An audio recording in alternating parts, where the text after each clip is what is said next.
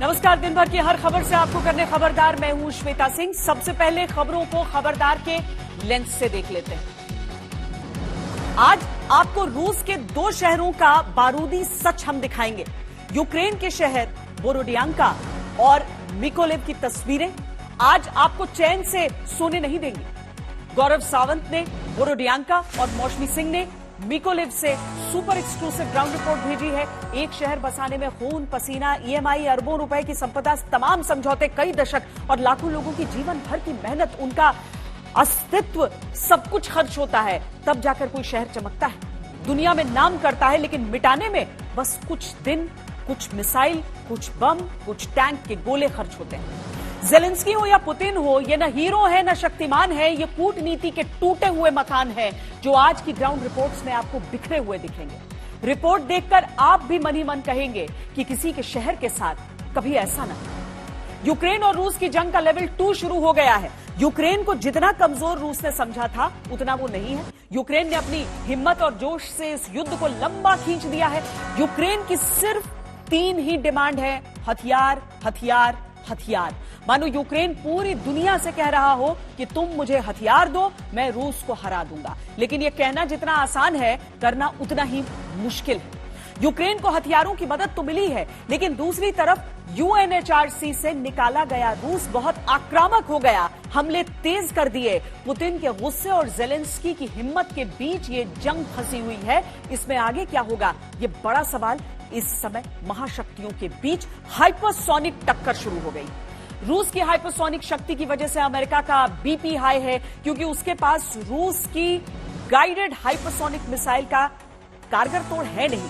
अब America, Australia और Britain ने मिलकर जल्द से जल्द रूस को जवाब दे सकने वाले हाइपरसोनिक हथियारों के निर्माण की कसम खा ली।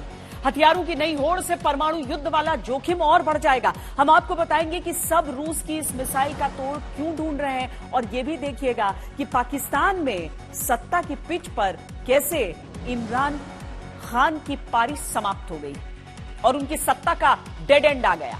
इमरान खान शॉट मारकर सोच रहे थे जीत गए, लेकिन पाकिस्तान के सुप्रीम कोर्ट ने बीच में आकर इमरान को रन आउट घोषित कर दिया। विपक्ष इस समय मस्त कलंदर वाले जोशीले मूड में है, जबकि इमरान खान अब इंटरव्यू और प्रवचन देने में जुट गए हैं। हालांकि उनका सियासी विक्टिम कार्ड डिक्लाइन हो चुका है। सबसे पहले हम बूचा नरसंहार की बात करेंगे। उसकी तस्वीरों ने दुनिया को हिला दिया था। ये कड़वा सच दिखाया था, युद्ध में किस तरह इंसानियत खत्म हो जाती है। नरसंहार और क्रूरता के आरोप रूस के सैनिकों पर है। उन्हें दुनिया नफरत भरी निगाहों से देख रही है। बूचा की विभत्स घटना अभी दुनिया के जहन में उतरी भी नहीं थी कि अब यूक्रेन के शहर बोरोडियांका और मिकोलेव की बारूदी तस्वीरें आई हैं। इन तस्वीरों में दिख रही बर्बरता के आधार पर फिर से युद्ध अपराध का केस बनाया जा रहा है। ये रूस यूक्रेन युद्ध की वॉर क्राइम फाइल्स का क्लाइमैक्स है। यूक्रेन इस समय युद्ध तो लड़ ही रहा है, साथ में वॉर क्राइम के सबूत इकट्ठे करके अपना केस मजबूत कर रहा है। इस युद्ध के साथ इंफॉर्मेशन वॉर यानी सूचना युद्ध भी चल रहा है, जिसमें यूक्रेन रूस के मुकाबले बहुत आगे है।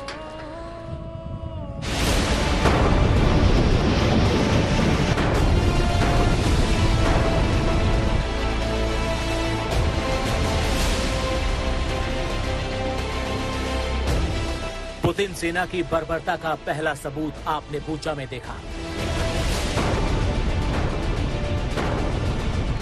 सड़कें, घर के अहाते, गाड़ियां, ऐसी कोई जगह नहीं जहां रूस के सैनिकों ने अपनी गोली से किसी नागरिक को मारा ना। पूरे शहर में केवल तबाही है और सड़कों पर सिर्फ लाशें। गड्ढों में अपराध छिपाने वाली पुतिन की सेना के युद्ध अपराध की नई तस्वीर आई है। सायरन की तेज आवाज, चारों तरफ अफरा तफरी, डर ऐसा जैसे कोई बड़ा धमाका हुआ। टूटी फूटी इमारतें, चकनाचूर दीवारें। ये माइकोलेव शहर है। यहां रूस कर रहा है क्लस्टर बमों से हमला। रूस के युद्ध अपराध की ये सबसे नई तस्वीर है। धमाके में घायल हुआ ये आदमी सड़क पर पड़ा हुआ है। कुछ कदम और चलिए तो एक और घायल निढाल पड़ा है। क्लस्टर बमों के हमले का डर ऐसा कि लोग जहां छिप सकते थे वहीं बैठ गए। जो क्लस्टर बमों की रेंज में आए वो या तो मारे गए या बेहोश हो गए। माइकोलिव में बीच बाजार गिरे क्लस्टर बम ने कई यूक्रेनी नागरिकों को हमेशा के लिए सुला दिया। माइकोलिव की सड़कें अब बूचा की तरह लाशों से पटी पड़ी। रूस अब यूक्रेन के शहरों पर क्लस्टर बमों से हमला करने लगा है। एक क्लस्टर बम मतलब दर्जन भर धमाके, और इन धमाकों में कई मौतें। इन टूटे हुए शीशों के बीच में आपको कुछ इस तरह के छोटे लोहे के टुकड़े नजर आ जाएंगे। दरअसल ये क्लस्टर बॉम्ब का हिस्सा है। इस रेलवे स्टेशन और मिकोलाइव के तमाम इलाकों को रशियन फोर्सेस ने क्लस्टर बॉम्ब्स से अटैक किया। आपको बता दें कि क्लस्टर बॉम्ब्स बेहद खतरनाक होते हैं। एक शेल होता है और वो दर्जनों हजारों जो लगभग 2000 छोटे छोटे अंगों में टूट के छोटे छोटे क्लस्टर्स बन जाते हैं। आप देखिए कि वो क्लस्टर शेल से ही ये पूरा डैमेज हुआ है, और ना सिर्फ स्टेशन बल्कि तमाम ऐसे रिहायशी इलाकों में क्लस्टर शेल्स का इस्तेमाल मिकोलाइव में किया गया, जिसके चलते लगभग 60 से ज्यादा लोग घायल और दर्जनों लोग मारे गए हैं। लगातार यहाँ पे हमले हो रहे हैं और यहाँ के लोगों को बिल्कुल हाई अलर्ट पे रखा गया है। माइकोलिव में इस वक्त यूक्रेन और रूस के बीच बड़ी जंग चल रही है, और इस जंग में रूस अब सारे नियम तोड़कर बड़े हमले कर रहा है। माइकोलिव की तस्वीरें बूचा की तरह ही दहशत फैलाने वाली हैं, लेकिन पुतिन केवल बूचा या माइकोलिव तक ही सीमित नहीं है। उसने यूक्रेन के एक और शहर बोरोडियांका को पूरी तरह बर्बाद कर दिया है। पुतिन की सेना के युद्ध अपराध की तीसरी तस्वीर देखिए। ये रूस के हमले की वो तस्वीर है जिसमें एक अच्छा खासा बसा बसाया शहर उजाड़ और वीरान बन गया। यहाँ हुए हमलों में कितनी मौतें हुई इसका पता तब चलेगा जब यहाँ की इमारतों का मलबा लोगों के ऊपर से हटाया जाएगा और शव गिने जाएंगे। इस मलबे में जिंदगी तलाशने का प्रयास इस समय जारी है, और एक तरह से इसे कहें तो जिंदगी जीतेगी मौत हारेगी, यही जज्बा लेकर इस समय भी ये हेल्थ केयर वर्कर्स और इमरजेंसी वर्कर्स यहाँ काम कर रहे हैं।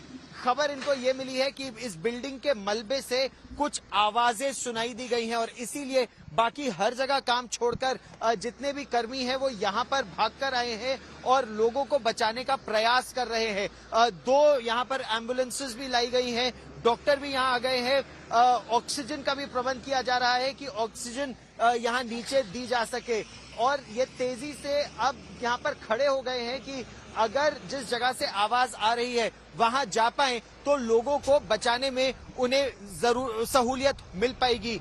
यहाँ पर डॉक्टर भी हैं, खाना पानी भी लाया गया है, और कहा यह जा रहा है कि इस बिल्डिंग पर एयर स्ट्राइक हुई थी, इसके पास एक और बिल्डिंग पर मिसाइल स्ट्राइक हुई थी और उसमें खासा जानमाल का यहाँ बर्दियांश में नुकसान हुआ था।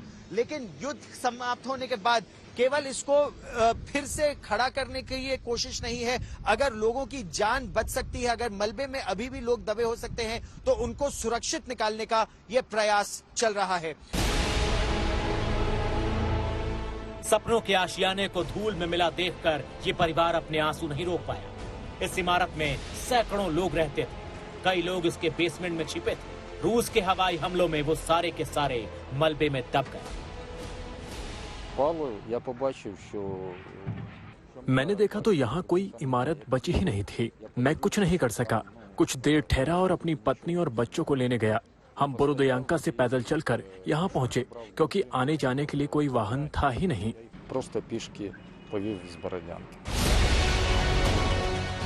युद्ध में हुई तबाही देखकर मलबे में पड़ा ये खिलौना इंसानों के युद्ध प्रेम पर हंस रहा। मौत के तांडव के बीच इसकी निष्ठुर हंसी युद्ध अपराध का सबूत है। ये चप्पल बताती है कि मलबे में ना जाने कितने मासूम दबे होंगे जिनकी मौत को रूस की सेना और उसकी प्रशासनिक व्यवस्था इनकार करती रहेगी।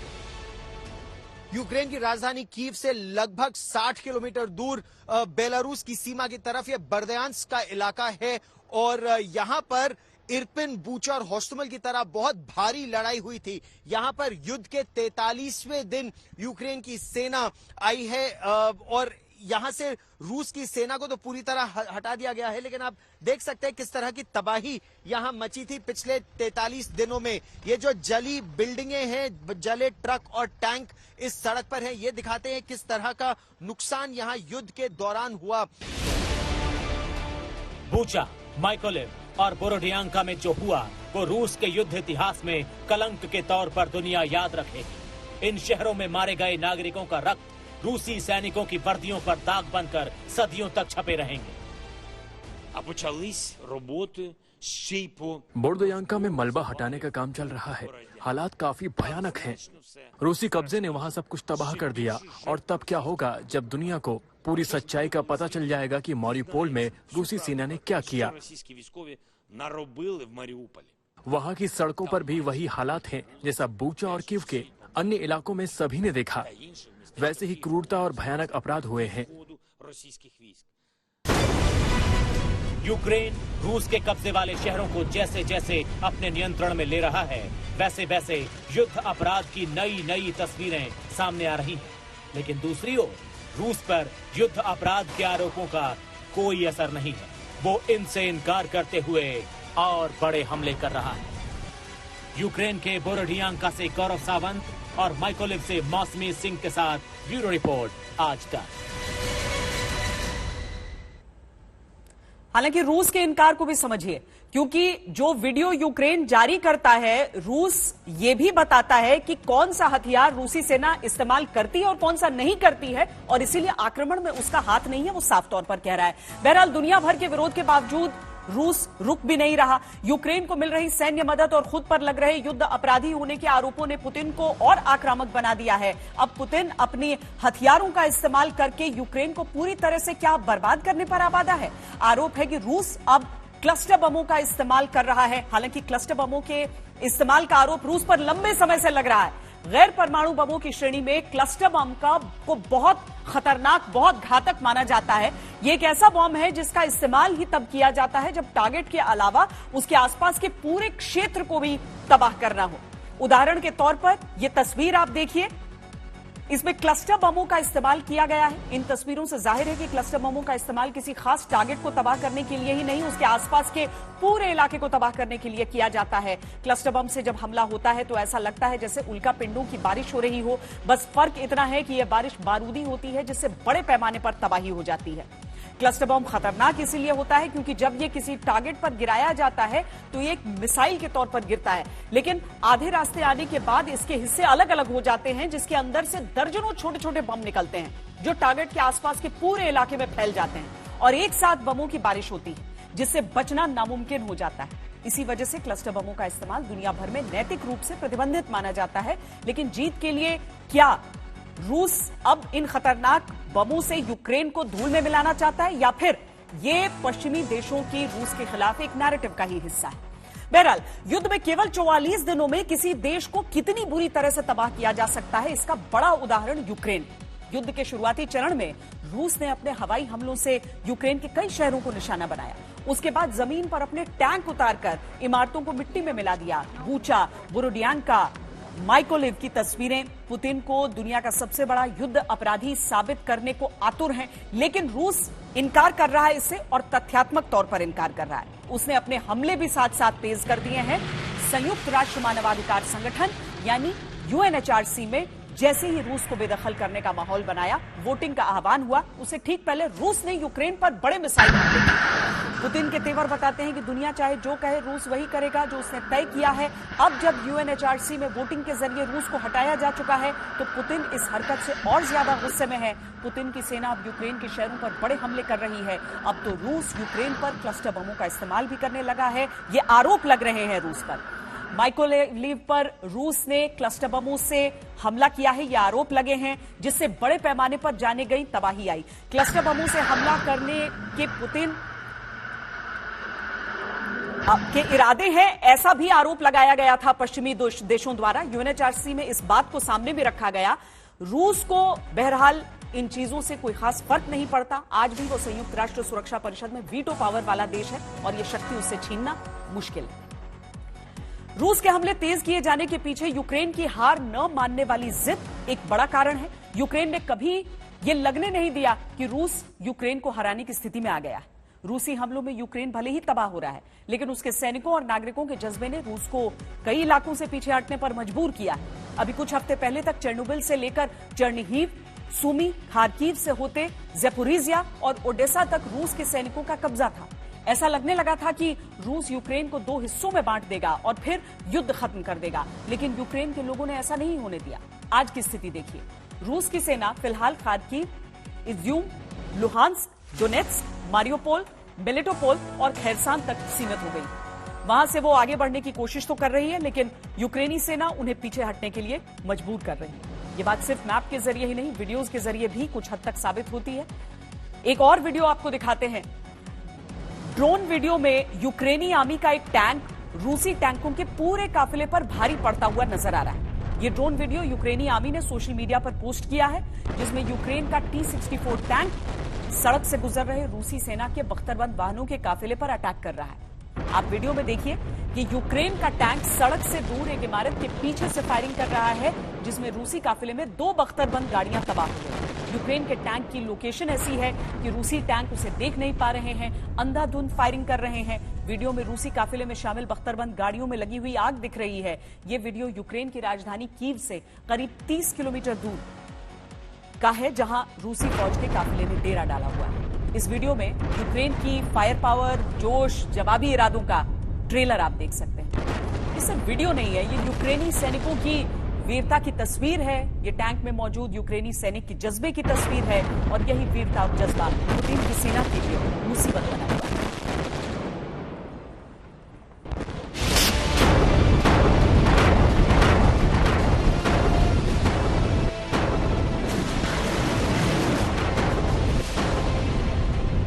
रूस के हमलों में यूक्रेन की तबाही आपने देखी।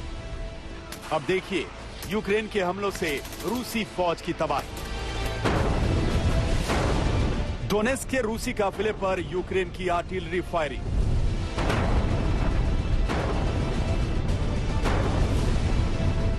यूक्रेनी फोर्स के हमले, बर्बाद रूसी काफिला। ब्रिटेन से मिली जेवलिन मिसाइल से रूसी फौज पर टारगेट। रूसी फौज के काफिले पर यूक्रेन के एंटी टैंक मिसाइलों का अटैक। यूक्रेन की मिसाइलों से तबाह होते रूसी टैंक। यह तो सिर्फ ट्रेलर है यूक्रेन में घुसी रूसी फौज पर यूक्रेनी फौज के पलटवार का, जिसको लेकर यूक्रेन का एजेंडा एकदम क्रिस्टल क्लियर है। हमारा एजेंडा एकदम साफ है। सिर्फ 3 चीजें हमारे दिमाग में हैं: हथियार, हथियार और हथियार। रूस से ये युद्ध जीतने के लिए यूक्रेन की इच्छा शक्ति कितनी मजबूत है, जिसके दम पर अब तक यूक्रेन ने न सिर्फ रूसी फौज को कीव में कदम रखने से रोक रखा है, बल्कि रूसी फौज को इतना नुकसान पहुंचाया है जिसका रूस ने दूसरे विश्व युद्ध में भी सामना नहीं किया था। यूक्रेनी फौज का दावा है कि उसने अब तक रूस के 19,000 सैनिक मारे हैं, 700 रूसी टैंकों को आग लगाई है, 150 रूसी फाइटर जेट्स और हेलीकॉप्टर्स को मार गिराया है, 1891 रूसी बख्तरबंद गाड़ियों को तबाह किया है और 135 लड़ाकू हेलीकॉप्टर्स मार गिराए। ये आंकड़े गवाही देते हैं कि भले ही रूस ने यूक्रेन में तबाही का तांडव मचाया हो, लेकिन यह युद्ध अब रूस के लिए इतना आसान नहीं रहा। यूक्रेनी नागरिकों की बहादुरी और लड़ने की भावना को सलाम है। रूस अपने शुरुआती युद्ध के लक्ष्य में पहले ही हार चुका है। रूस यूक्रेन की राजधानी कीव, उसके लोकतंत्र और चुनी सरकार पर कब्जा करना चाहता है, लेकिन कीव आज भी आजाद है और यूक्रेन सरकार आज भी कायम है। ये जंग अभी खत्म नहीं हुई है। ये युद्ध लंबे समय तक चल सकता है।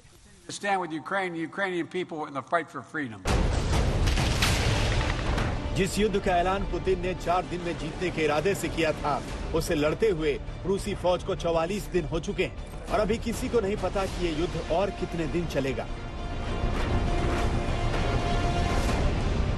लेकिन यूक्रेन की फौज ने जिस दिलेरी और जज्बे के साथ रूसी फौज का सामना किया है और पलटवार किया है, उसके बाद इस युद्ध में यूक्रेन की जीत के चांसेस भी बन चुके हैं। ये दावा अमेरिका के डिफेंस हेडक्वार्टर पेंटागन ने किया।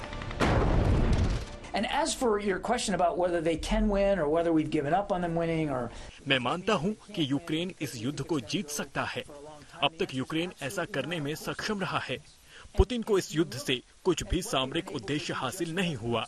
न रूस कीव पर कब्जा कर सका और न सरकार को गिरा सका। objectives inside Ukraine. He didn't take Kyiv. He didn't topple the government. शुरुआत में यह युद्ध एक तरफा था, लेकिन अब यूक्रेन भी इस युद्ध में जीत का दावेदार है, जिसने अब तक इस युद्ध को अपने दम पर 43 दिन खींचा है। लेकिन युद्ध वही जीतता है जिसके पास बेहतर हथियार होते हैं, और इस मामले में यूक्रेन रूस के आगे कुछ भी नहीं। लेकिन यूक्रेन ने भी कह दिया है कि उसे सिर्फ हथियार चाहिए, बाकी रूस को हराने के लिए उसके पास मंसूबे भरपूर हैं। हमारा एजेंडा एकदम साफ है। सिर्फ 3 चीजें हमारे दिमाग में हैं: हथियार, हथियार और हथियार। हमें भरोसा है कि यूक्रेन की मदद करने का सबसे सही तरीका उसे जरूरी हथियार मुहैया कराना है, ताकि वो पुतिन और रूसी सेना को हरा सके। And to defeat Russian army in Ukraine. America, Britain और नेटो देशों को भी अब कॉन्फिडेंस आ रहा है कि अगर यूक्रेन को हथियारों की कमी नहीं हुई तो वो रूस को घुटने टेकने पर मजबूर कर सकता है। जिसके बाद पहली बार नेटो के किसी सदस्य ने यूक्रेन की तरफ खुलकर मदद का हाथ बढ़ाया है।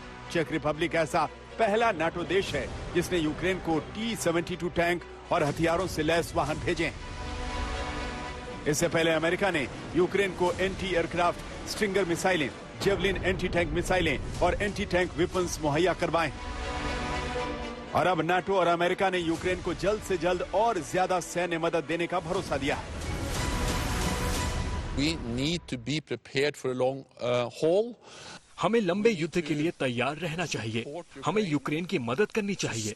प्रतिबंधों को बनाए रखना होगा, रक्षा और अवरोधों को और मजबूत करना होगा, क्योंकि ये जंग लंबी चलने वाली है और हमें इसके लिए तैयार रहने की जरूरत है। Be prepared for that.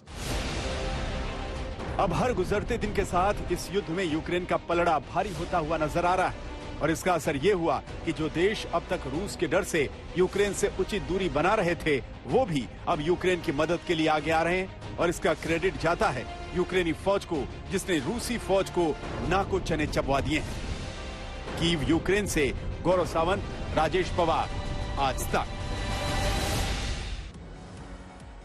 देखिए, युद्ध लंबा चलेगा तो न तो यूक्रेन का फायदा है न ही रूस का फायदा है। फायदा उन लोगों का है जिनके हथियारों की नुमाइश इस युद्ध के जरिए, इस लंबे चलते युद्ध के जरिए हो रही है। यूक्रेन को सब दिल खोलकर हथियार लुटाना चाहते हैं, शांति वार्ता में कोई मदद नहीं करना चाहता।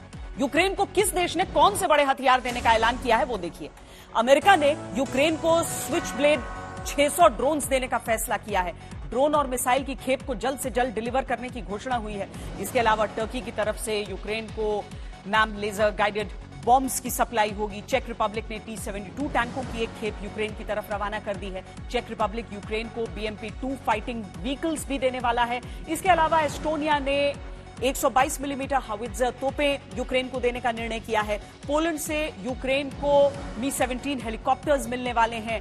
ये वो सैन्य मदद है जिसकी मांग यूक्रेन युद्ध के पहले दिन से करता तो आ रहा है, जिसे अब तक नेटो, यूरोपीय यूनियन के देश सीरियसली नहीं ले रहे थे, इस हिसाब से कि वो वादा तो कर रहे थे लेकिन वहां तक पहुंच नहीं रही है। अभी भी खेप के पहुंचने का इंतजार कीजिए। बहरहाल जावेलिन, स्ट्रिंगर मिसाइलें बहुत सारी पहुंच जाती हैं वहां पर। अब यूक्रेन की डिमांड भी पूरी हो रही है, जो रूस के लिए अच्छी खबर नहीं है। यूक्रेन पर भी आक्रमण लगातार जारी ही रह रहे हैं। यूक्रेन को पहले से ही Javelin missile, Stinger missile, Starstreak system मिल चुके हैं, जिनकी ताकत से वो रूस को टक्कर दे रहा है। युद्ध जो है वो लंबा खींचता जा रहा है। एक पुरानी कहावत है पर कि आग लगने के बाद कुआं खोदना, अमेरिका और उसके दोस्त आजकल तकनीकी रूप से यही कर रहे हैं। यूक्रेन युद्ध में रूस की हाइपरसोनिक मिसाइल वाली शक्ति देखने के बाद अब 3 देश ऑक्स, AUKUS के हिसाब से समझिए, यानी ऑस्ट्रेलिया, ब्रिटेन और अमेरिका हाइपरसोनिक मिसाइल बनाने का ऐलान कर रहे हैं। ये साथ आकर रूस को टक्कर देना चाहते हैं। रूस को हाइपरसोनिक मिसाइलों के सामने अभी दुनिया का कोई भी देश तैयार नहीं है। अमेरिका कुछ दिन पहले एक हाइपरसोनिक मिसाइल का सफल परीक्षण करने का दावा कर रहा था, लेकिन अमेरिकी मिसाइल की जो फीचर्स सामने आए हैं उस हिसाब से अमेरिका रूस से बहुत ज्यादा पीछे है। अमेरिका की नई hypersonic missile air breathing weapon concept की रफ्तार माक 5 यानी आवाज की गति से 5 गुना है। इस हिसाब से अमेरिका की हाइपरसोनिक मिसाइल की स्पीड करीब 6000 किलोमीटर प्रति घंटा होती है, जबकि रूस की किंजल मिसाइल माक 10 है, यानी यह मिसाइल आवाज की गति से 10 गुना ज्यादा तेज है। किंजल की रफ्तार करीब 12000 किलोमीटर प्रति घंटा है। किंजल मिसाइल परमाणु हथियार ले जाने में सक्षम है। इसकी रेंज 2000 किलोमीटर है। इस मिसाइल को लड़ाकू विमान और जमीन से फायर किया जा सकता है। इसके अलावा रूस के पास जिरकॉन नाम की हाइपरसोनिक मिसाइल भी है। जिरकॉन की रफ्तार माक 7 है, यानी ध्वनि की रफ्तार से 7 गुना तेज।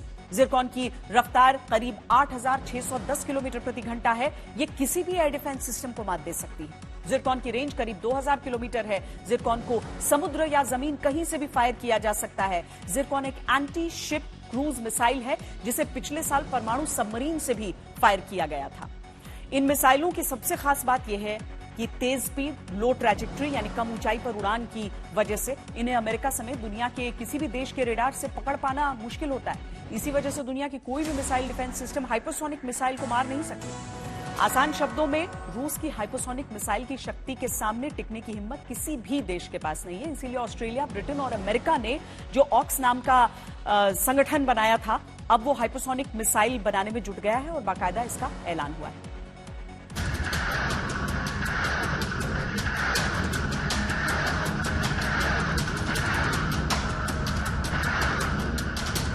जब रूस ने अपनी हाइपरसोनिक मिसाइलों से यूक्रेन की धज्जियां उड़ा डाली, तब ऑकस यानी ऑस्ट्रेलिया, ब्रिटेन और अमेरिका को हाइपरसोनिक मिसाइलें बनाने की याद आई। जब रूस की किंजल मिसाइल ने एक एक कर यूक्रेन के शहरों का पाउडर बना दिया, तब ऑस्ट्रेलिया, ब्रिटेन और अमेरिका ने हाइपरसोनिक मिसाइल बनाने की कसम खाई। जब चीन ने हिंद और प्रशांत महासागर में अपनी सैन्य ताकत बढ़ाई, तब जो बाइडेन, बोरिस जॉनसन और स्कॉट मॉरिसन ने हाइपरसोनिक मिसाइल प्रोजेक्ट पर समझौता किया। ये तीनों देश अब जल्द से जल्द हाइपरसोनिक मिसाइल तकनीक बनाने में जुटे हुए हैं। Now, what we've announced overnight is that hypersonics and the various हम सब मिलकर हाइपरसोनिक तकनीक पर काम कर रहे हैं। कई देशों में हाइपरसोनिक मिसाइलें मौजूद हैं। ऑस्ट्रेलिया, अमेरिका और ब्रिटेन के साथ मिलकर हाइपरसोनिक तकनीक पर काम कर रहा है, जिससे हमारी सैन्य ताकत में अभूतपूर्व इजाफा हो। defence industry, the best of our defence forces, ensuring that each of our capabilities is being raised. रूस और चीन को टक्कर देने के लिए हाइपरसोनिक मिसाइल होना बहुत जरूरी है, क्योंकि इस तकनीक में रूस का एक छत्र राज है और चीन भी हाइपरसोनिक मिसाइल के मामले में खुद को लगातार अपडेट कर रहा है। सबसे पहले आप ये समझिए कि हाइपरसोनिक मिसाइल सिस्टम क्या है, जिसे बनाने के लिए अमेरिका और उसके दोस्त आमादा है। दुनिया में फिलहाल मिसाइलों की रफ्तार को सुपरसोनिक और हाइपरसोनिक में बांटा जाता है। सुपरसोनिक वो रफ्तार है जिसमें कोई मिसाइल आवाज की गति से तेज चलती है। आवाज की रफ्तार 1235 किलोमीटर प्रति घंटे होती है। इससे तेज चलने वाली मिसाइलें और लड़ाकू विमानों को सुपरसोनिक कहा जाता है। तकनीकी भाषा में आवाज की रफ्तार को माक 1 कहते हैं। इस गति से 2 गुना तेज चलने वाली मिसाइलों की रफ्तार को माक 2 कहा जाता है। ठीक इसी तरह ध्वनि की रफ्तार से 3 गुना तेज चलने वाली मिसाइल की रफ्तार को माक 3 कहा जाता है। अब आप सोच रहे होंगे कि जब सुपरसोनिक की परिभाषा ये है, तो हाइपरसोनिक क्या होगी? हाइपरसोनिक रफ्तार की आवाज से तेज चलने वाली मिसाइल को ही कहेंगे, लेकिन जिस मिसाइल की रफ्तार माक 5 या उससे ज्यादा होती है, यानी जिसकी रफ्तार आवाज की गति से 5 गुना तक ज्यादा हो, उसे हाइपरसोनिक मिसाइल कहते हैं। यूक्रेन के साथ युद्ध में रूस ने हाइपरसोनिक मिसाइल किंजाल का इस्तेमाल किया। किंजाल यानी डैगर, हाइपरसोनिक मिसाइल यानी आवाज की गति से भी 6 गुना तेज उड़ने वाली मिसाइल, और इसको रोक पाना असंभव है। दुनिया में कोई ऐसी टेक्नोलॉजी है ही नहीं जो हाइपरसोनिक मिसाइल को रोक सके, और यही दुनिया की सबसे बड़ी चिंता की बात है, खासतौर पर अमेरिका के लिए, ब्रिटेन के लिए और ऑस्ट्रेलिया, ऑकस देशों के लिए, क्योंकि एक हाइपरसोनिक मिसाइल लगभग 6000 किलोमीटर एक घंटे में उड़ सकती है और ये इतनी तेजी से उड़ती है कि इसको एक रोक पाना संभव है, दूसरा बचाव के लिए समय बहुत कम मिलता है और रूस ने इस मिसाइल का परीक्षण इस युद्ध के दौरान कर लिया। अब किंजल मिसाइल दुनिया की सर्वश्रेष्ठ मिसाइलों में से एक समझी जाती है। ये न केवल कन्वेंशनल वॉरहेड के साथ उड़ने में सक्षम है बल्कि ये न्यूक्लियर वॉरहेड के साथ उड़ने में भी पूरी तरह से सक्षम है।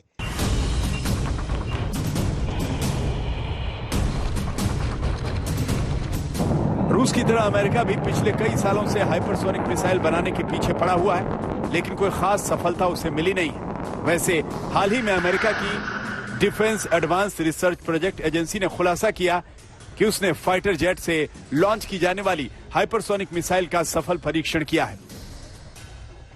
इस मिसाइल को hypersonic air breathing weapon concept का नाम दिया गया है, जो माक 5 यानी आवाज से 5 गुना तेज स्पीड से उड़ान भरने में कामयाब हुई है। दावा किया जा रहा है कि यह मिसाइल 65,000 फीट की ऊंचाई तक गई और इसने करीब 300 नॉटिकल माइल की दूरी तय की। इस मिसाइल को अमेरिका के हथियार बनाने वाली मशहूर कंपनी लॉकहीड मार्टिन ने तैयार किया है। अमेरिका की हाइपरसोनिक मिसाइल रूस की हाइपरसोनिक मिसाइल के सामने कितनी दमदार है यह नहीं कहा जा सकता, लेकिन हाइपरसोनिक मिसाइल में वही टिक पाएगा जो ग्लाइड व्हीकल बना सकता हो, और यह महारत अभी रूस के पास है।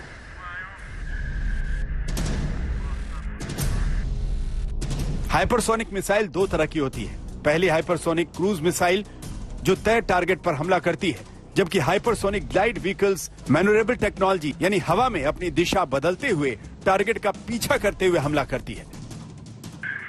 रूस की किंजल मिसाइल इसका सबसे ताजा उदाहरण है, जिसका इस्तेमाल यूक्रेन पर किया जा रहा है। हाल ही में रूस के रक्षा मंत्रालय ने भी कबूल किया कि यूक्रेन में रूस की सेना हाइपरसोनिक किंजल मिसाइल का इस्तेमाल कर रही है। इसकी मदद से उसने यूक्रेन के कई ऐसे सैन्य ठिकानों को तबाह किया जहां पर पश्चिमी देशों से आया हुआ गोला बारूद रखा गया था।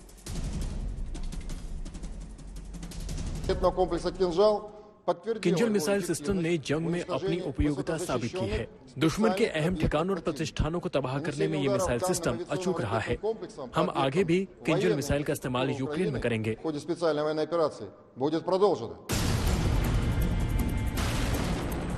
यूक्रेन युद्ध में रूस ने हाइपरसोनिक मिसाइल का इस्तेमाल करके पुतिन ने अमेरिका और यूरोप को यह संदेश दिया है कि अगर नेटो ने युद्ध में हिस्सा लिया तो वो हाइपरसोनिक मिसाइलों के जरिए परमाणु हमला भी कर सकता है। यही वजह है कि ऑकस ने इस धमकी का तोड़ ढूंढने की कोशिश पर काम शुरू कर दिया। कीव से गौरव सामंत के साथ आज तक ब्यूरो। यूक्रेन रूस जंग के मैदान से अब हम आपको पाकिस्तान में चल रही सियासी जंग के मैदान में लेकर चलते हैं, जहां इमरान खान की सरकार डेड एंड पर पहुंच गई और इसकी वजह है पाकिस्तानी सुप्रीम कोर्ट का फैसला। गुरुवार को पाकिस्तानी सुप्रीम कोर्ट में 4 दिन चली सुनवाई के बाद 5 जजों की बेंच ने एक मत से फैसला दिया था कि नेशनल असेंबली में अविश्वास प्रस्ताव खारिज करने का स्पीकर का फैसला गैर कानूनी था। नेशनल असेंबली को भंग करना असंवैधानिक था। पीएम इमरान खान को यह अधिकार नहीं है कि वो राष्ट्रपति से संसद भंग करने को कहें। पाकिस्तानी सुप्रीम कोर्ट के फैसले के बाद इमरान सरकार की विदाई अब तय हो चुकी है, जिसके बाद अब इमरान खान उस पी पॉइंट पर खड़े हैं जहां से उनके पास 2 ही रास्ते बचे हैं। पहला यह कि वो फ्लोर टेस्ट का सामना करें, दूसरा रास्ता यह कि वो इस्तीफा दे दें। दोनों ही रास्तों पर इमरान की कुर्सी जाना पक्का है, क्योंकि पाकिस्तान के सुप्रीम कोर्ट ने पाकिस्तान की नेशनल असेंबली के स्पीकर के फैसले को रद्द करते हुए इमरान सरकार को फ्लोर टेस्ट करवाने का आदेश दे दिया है और इसकी डेडलाइन 9 अप्रैल तय कर दी है। यानी अपने सियासी पूर्वजों के पद चिन्हों पर चलते इमरान खान को भी वक्त से पहले पीएम पद से विदा होना पड़ेगा। अब ये इमरान खान को तय करना है कि इज्जत से विदा होंगे या भी अपनी और बेइज्जती करवाएंगे। खबरदार में आज के लिए इतना ही। देश और दुनिया की बाकी खबरों के लिए देखते रहिए आज तक।